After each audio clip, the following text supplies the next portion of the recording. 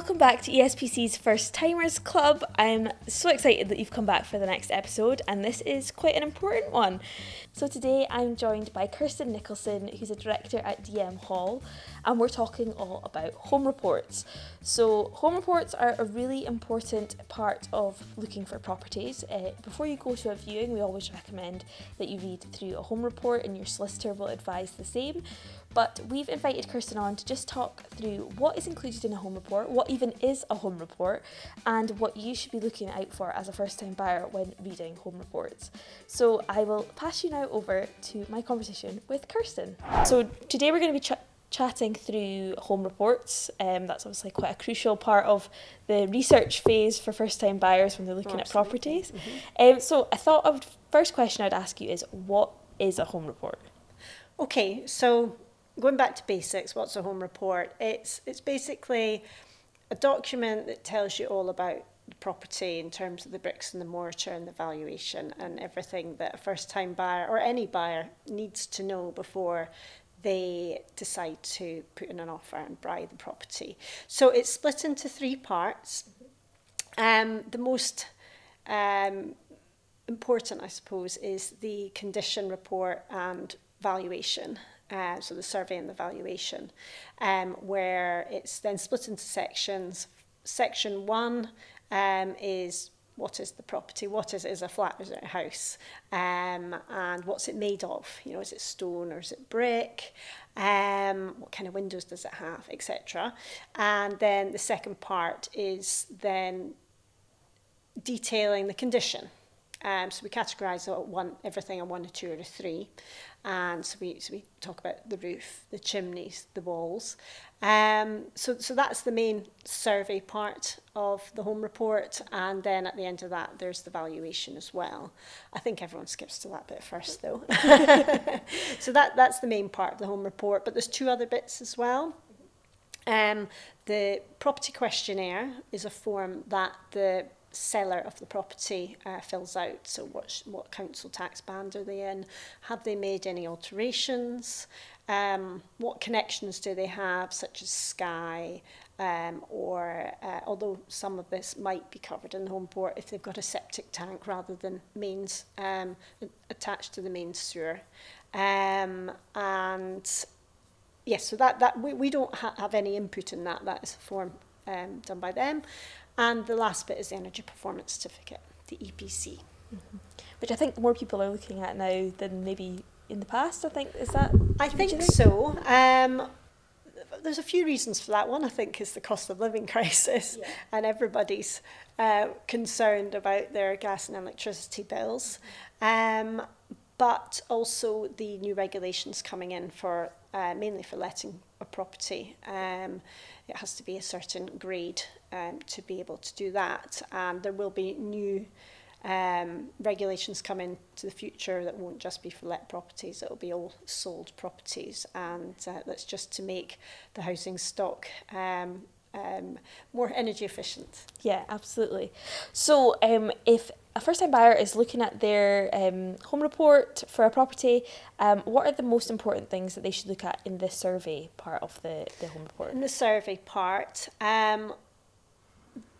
I think most important is to look at the condition of the property, what they're taking on. As I said, we grade everything a 1, a 2 or a 3, the 1 being the best, 3 being not so good, an urgent repair. So I think it's important that they know what either urgent or recent repairs may be needed. Mm-hmm. And also the other section is the solicitor matters bit. Now, if a property is non-traditional, for example, we'll mention, we normally will say in the main walls or the roof of the section, depending on what type of property it is. But in the solicitor matters, we'd highlight if it was non-traditional, and funding might be difficult with that. Some mortgage lenders don't lend on certain types of non-traditional property.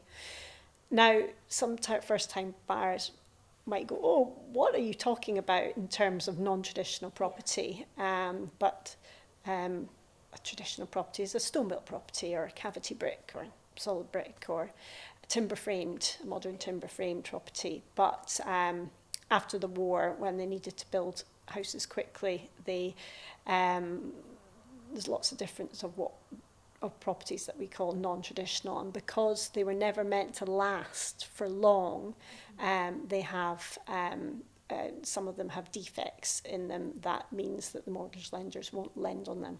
Although they're still standing today, there's still the mortgage lenders don't like to take the risk.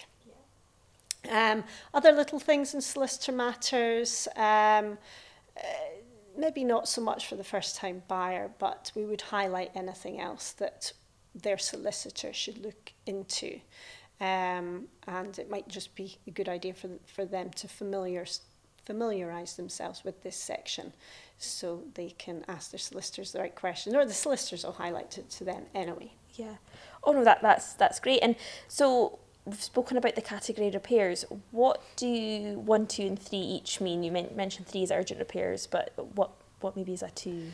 Okay, yes, so 3 is an urgent repair, or something that should really be done before you move in, or it might even be a condition of the mortgage that has to be repaired prior to the mortgage being granted.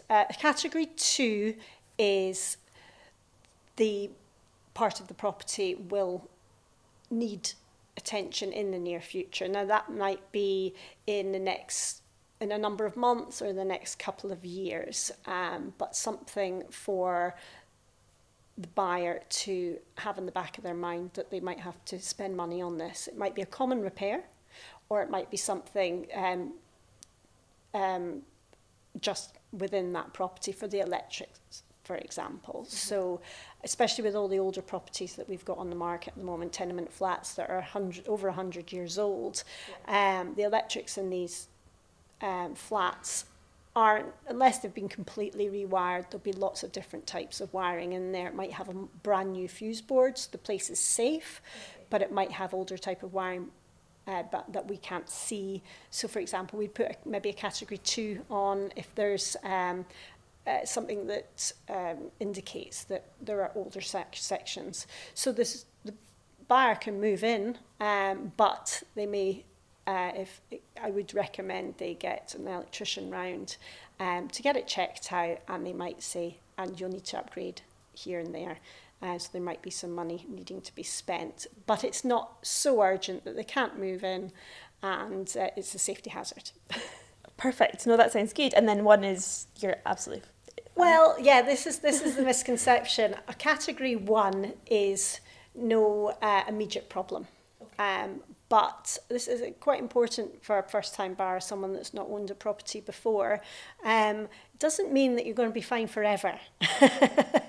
It just means there's no immediate worry to start with. But advice to first-time buyers is that even a brand new property built off plan, it will still need maintenance in the future. You can't just live in it for 20 years and do absolutely nothing. So I think that's where the category 1 is quite important, that it's not a case of, nope, you never have to do anything ever. Yeah. There will be something in the future, probably. No, that all makes sense. So I was just going to move back touch on the EPC rating. So what exactly does that tell a buyer about the property? So it basically tells how energy efficient the property is, and what the CO2 emissions are going to be, and it will also make recommendations on how to improve the property. So we input the data, and the database comes out with the rating and the recommendations, and that may be to increase the insulation in the roof, or to put cavity wall insulation in, or to upgrade the heaters or the boiler, or to put in double glazing. And it's all to make it more efficient, so you're not wasting money on heating a property when all the heat's being lost through the roof or out the windows or anywhere else. Yeah, no, absolutely, that all makes sense. And so since it's a legal requirement for a property to have a home report in Scotland when it comes to market, having the home report then negate the need for a buyer to ask for additional surveys? Yes and no. There's absolutely no reason for somebody to want a second opinion. If it's an older property and it needs a significant amount of work and they're wanting to spend money on it, then quite often people do instruct their own survey as a second opinion, or get a builder out even to cost what the work will set them back.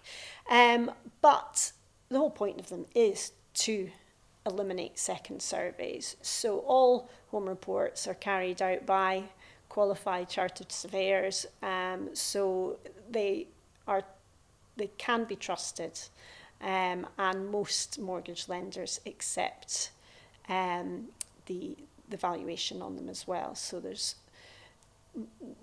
normally very little need for a second survey to be done. So for a first-time buyer, you're not having to pay for the extra surveys. But if you want a second opinion, whether it's on the value or the condition, then it does happen. And also, you mentioned the cost of an additional survey. I know in the past, before it became a legal requirement, every buyer would potentially get a survey instructed. But the whole point of the home reports now is that the seller is the one that pays for the home report. Yes, the seller pays. Back in the day, yes, there was multiple surveys. Although you did have the putting in your offer subject to survey. Some people like to have a better idea of the value before they went in, or the condition. So it has helped people buy, but especially the first-time buyers. And I think that's exactly why it was brought in. Yeah. No, absolutely, that's great. And so just to wrap up, Kirsten, I wondered if you have any advice for first-time buyers who might be reading a home report and feeling a bit overwhelmed. It's not meant to be confusing.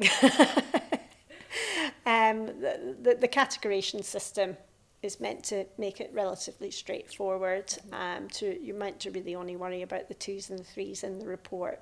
But as I said before, still look over the category 1s. Although it says that there might not be anything immediately, there may be something in there. It should be straightforward. It should be a case of, there's the valuation. The valuation is what we believe it should sell for on the open market. I think some people get confused because there's rumours, or not rumours, but in the past it's been a case of, you have to offer 10% over to get the property. Yeah. But no, our valuation doesn't take that into consideration. Our valuation is what it should sell for on the market. But obviously with a little bit of competition, it does sometimes get more. Yeah, no, I think that's some great advice, Kirsten, and I think for anyone watching, hopefully they can now feel really confident when they're reading their home report, because some people might not have even looked at a home report yet, so I think this has been really useful, and thank you so much. Thank you, Megan. Okay, so that was my chat with Kirsten. Really hope you found that useful. I think there was lots of information there, and hopefully has made you realise that reading home reports is hopefully quite a straightforward process. If you are now looking for properties in your journey as a first-time buyer, if you see a property on ESPC.com, you should be able to get instant access to the home report, and you can have a look before you book your viewing. And in the meantime, please subscribe wherever you're watching or listening. We would love you to be notified of when new episodes drop, and I will see you again next week. Bye!